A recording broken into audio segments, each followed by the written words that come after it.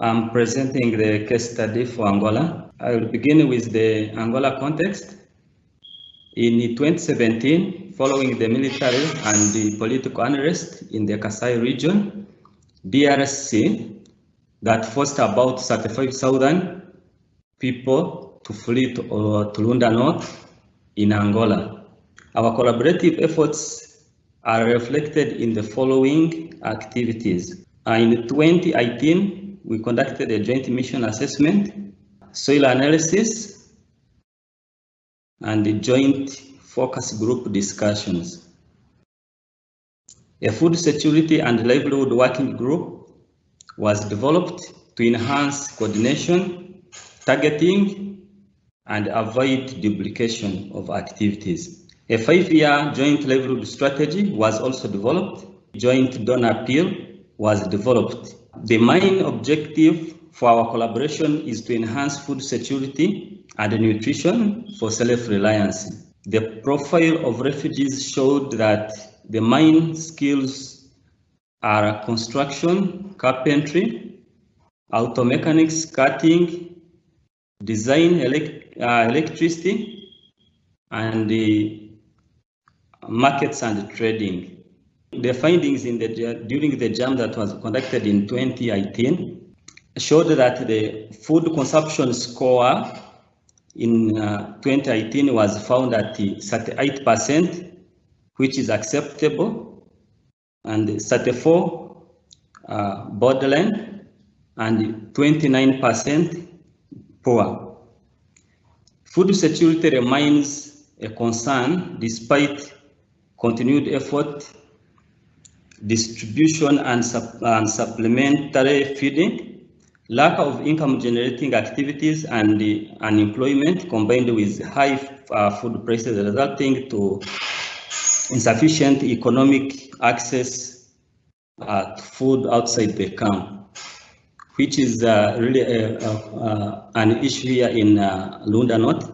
The cost of living is very high, and when it comes to the refugees, it worsens. The findings also indicated that agriculture is the major activity or the means of for improving livelihood, and the need to access markets was also highlighted.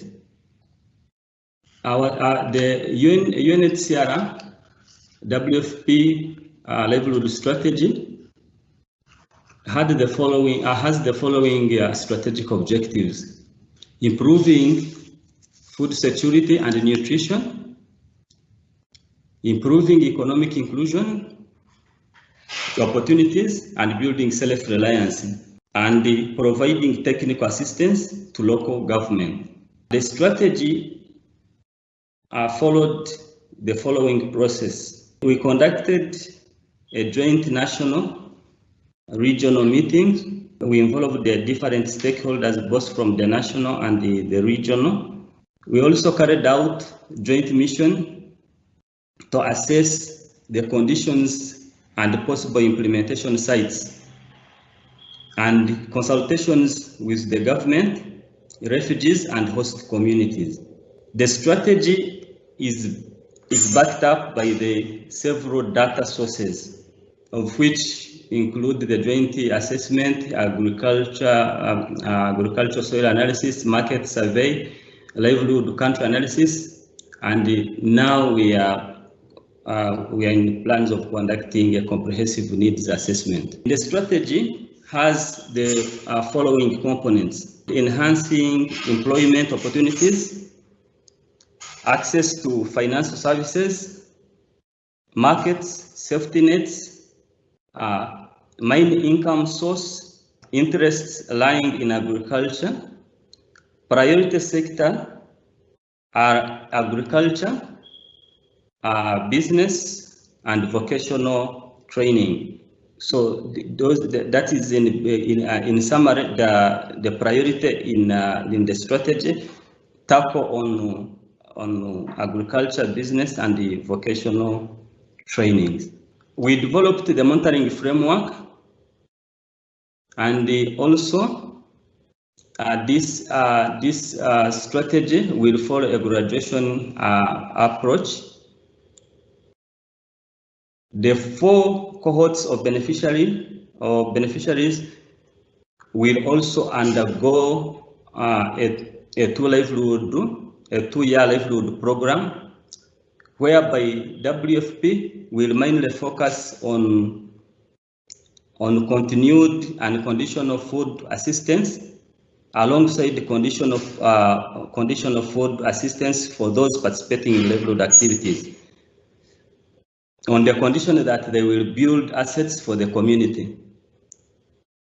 And the UNHCR will use their approach through agriculture, entrepreneurship or business, and technical vocational educational trainings. These are joint collaborations. The ongoing monitoring and evaluation will be done in 3 years, 3 times a year. The exit strategy will be based on the 3 main factors. That is when the beneficiaries reach self-reliance, or when they are resettled or repatriated. As you can see in the background in the photo, we started the agricultural approach, and our beneficiary was recruited into the program in 2018. We took the beneficiary through several trainings, which included the entrepreneurship, farming, and also we trained in the training of trainers, the POT. Currently, he's being employed in one of our demonstration farms, where he also offers the training to beneficiaries and the mentorship programs. He's a facilitator of several groups and engages in various income generating activities for his own living. And these include trading, crop production, poultry. He also employs other refugees. He can now support his family without any stress. The major challenge is on limited funds, limited partnership opportunities for livelihood activities, and nutrition security also is a challenge. We miss this in our strategy. The poor soils that we have, restrictions to movement, and the lack of access to financial institutions. Lack of markets has been also a major challenge. Security of NGOs in the area. Opportunities. Repatriation vis-a-vis the remaining population. It requires to have a long-term plan for self-reliance. The active stakeholders currently, we have UNDP, FAO, UNHCR, WFP, IDA, GRS, and ADPP. All these are some of the potential partners. Then we also have access to a big portion of land, 1,200 hectares initiative, which ensured availability of sufficient land for agricultural activities. There is high demand for agriculture produce in the province, Lunda North. It is a mining province, and there is less food production. A lot of food is being produced by our refugees currently, and which creates a potential market to supply to the rest of the community, since most of the foods, especially vegetables, come from other provinces, but not on a daily basis. There is also high demand for agriculture produce in the province in general. There is also to streamline nutrition sensitive approaches. agricultural activities and the complementary programming. This is a key area, and it is our main focus or goal.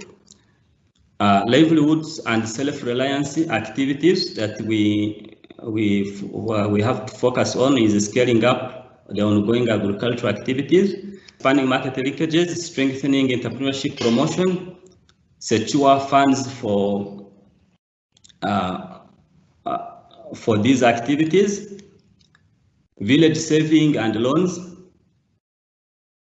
also vocational trainings, specialized trainings for youth, and the enterprise and the micro business development interventions. All these are our key areas that we are intending to focus on.